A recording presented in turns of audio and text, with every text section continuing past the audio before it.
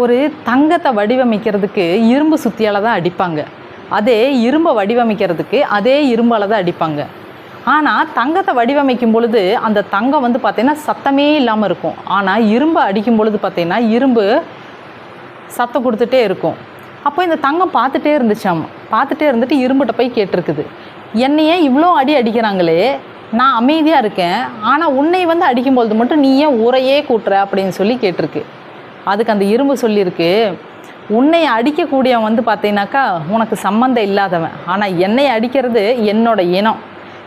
வெளி ஆட்கள் வந்து நம்மளை அடிச்சிட்டாங்க, நம்மளை முதுகில் குத்திட்டாங்க அப்படின்னு சொல்லி தெரிஞ்சால் நம்மளுக்கு வந்து ஒரு பெரிய விஷயமாகவே இருக்காது. ஆனால் நம்மளோட இனமே, நம்ம கூட இருக்கவங்களே, நம்ம குடும்பத்தாலே நம்மளை வந்து குத்தும் பொழுது அதோட வலி எப்படி இருக்கும், அதனால தான் நான் கத்துறேன்னு சொல்லிச்சான்.